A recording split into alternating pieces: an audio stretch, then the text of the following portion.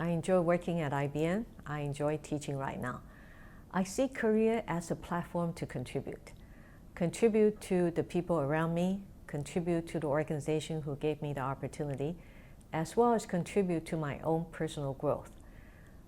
So as I approach retirement age at IBM, I was looking for an alternative where I can continue to contribute and grow with equal or even more intellectual stimulation, but less demanding physically. I was traveling to at least one different country every week for 10 years. So I thought about teaching. That could be a good alternative. And so I started teaching part-time while I was still working at IBM. Then as soon as I reached retirement age, I retired from IBM and started teaching full-time. I felt that I made the right choice. I actually chose to teach the 2 courses I'm currently teaching. 15 years ago, when I was invited to teach at HKUST, the dean of the business school at the time asked me, what course would you like to teach? I thought about the needs in the professional world. Which fundamental skill that a professional will need in order to advance in their career as well as add value in the work.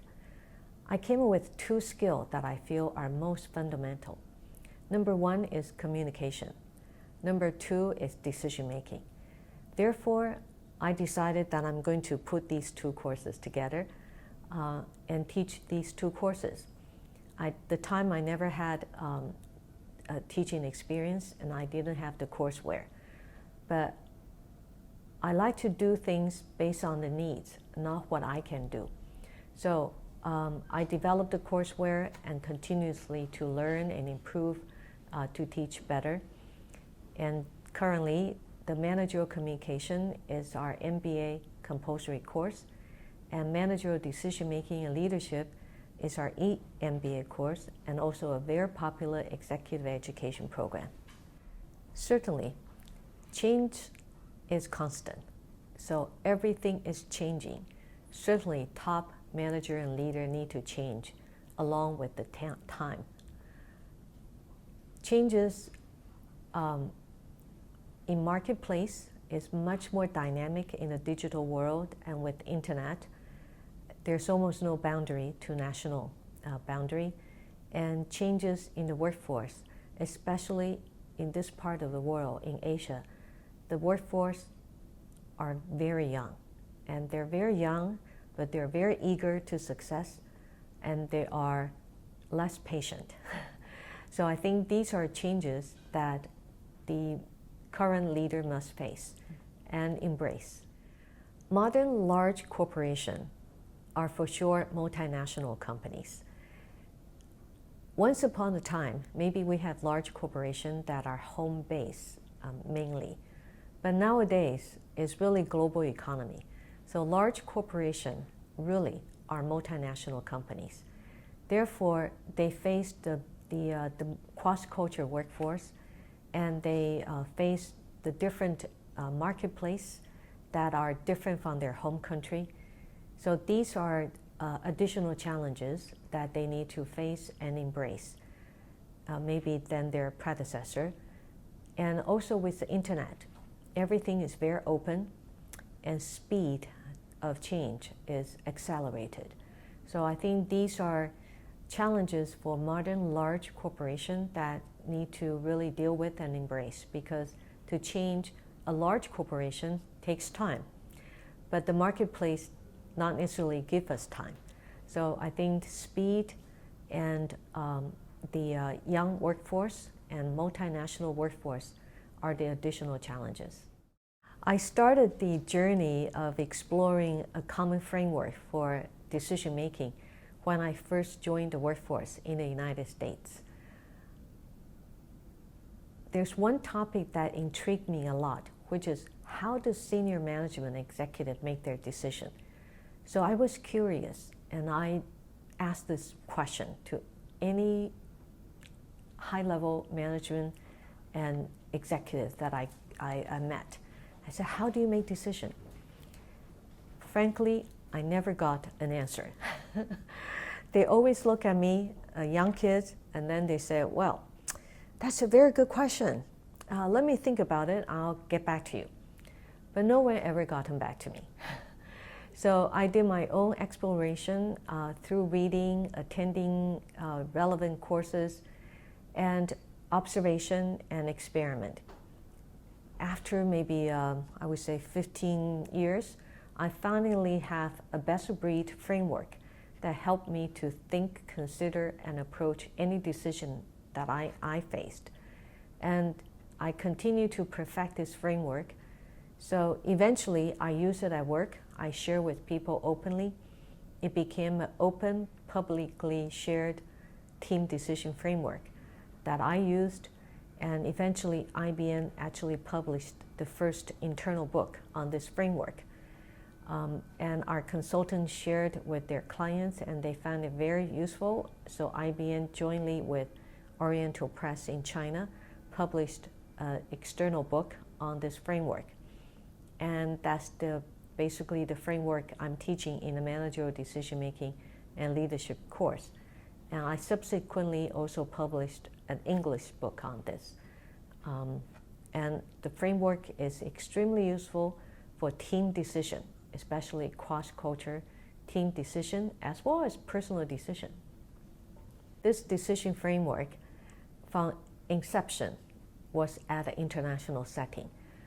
It was extremely useful for multinational workforce, where each one had their own culture and have their own decision framework, which they're aware of or unconscious of.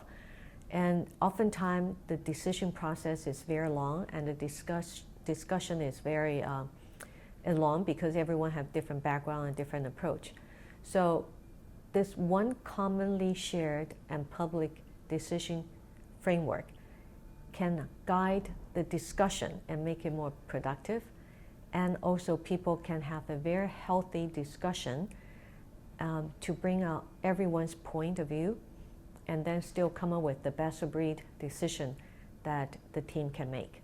So it's very useful. From the inception, is international setting. In addition to a commonly shared, publicly communicated team decision framework, which can be very useful for a team decision, I also shared about leadership. I feel if the leader can be open about their own thoughts and framework in making decisions, usually they can gain trust much faster than have a opaque decision-making process. So it really helps leadership and helps leader to build trust and also teamwork. Additionally, I share about the leadership style that can be very effective in leading the team to make team decision. Leadership style is like color. It's not a topic about right and wrong, good and bad, because every color can be beautiful. But when you put two or more colors together, then it creates an effect. It can be very loud, noisy, or it can be very cool, very orderly. And leadership style, exactly, it should focus on its effectiveness.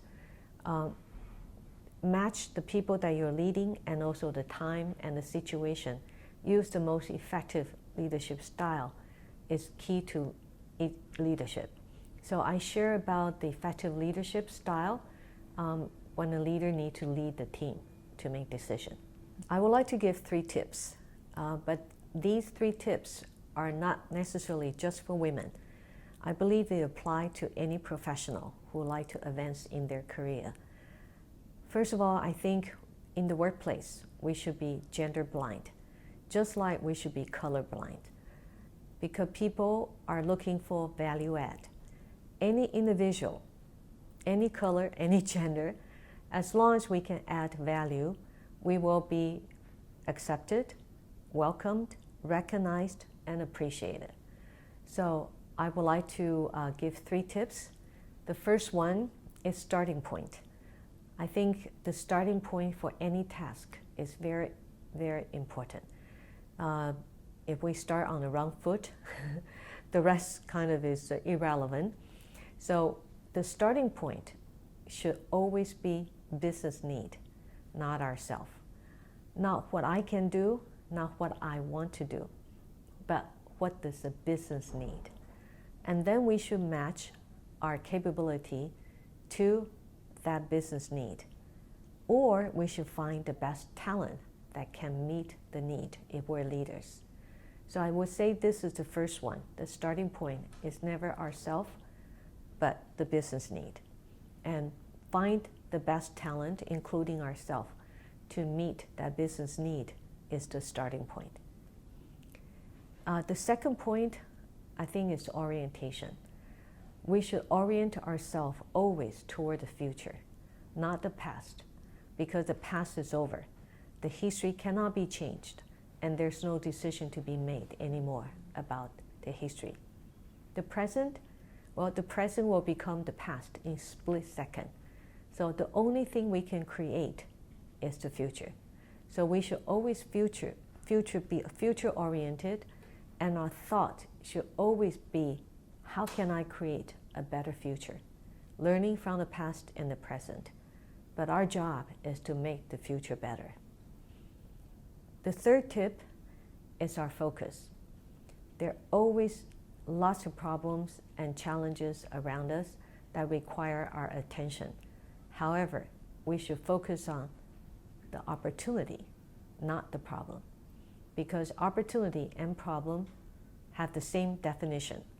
They all represent unsatisfied needs. So opportunity is to satisfy that unsatisfied need. Internally, we will be making improvement. Externally, we may be captured a really, really good new market. So that should be focus, not problem solving, no. But how do we capture the opportunity to make continuous improvement and also capture the marketplace unsatisfied need to create new business? So those are the 3 tips I would like to give.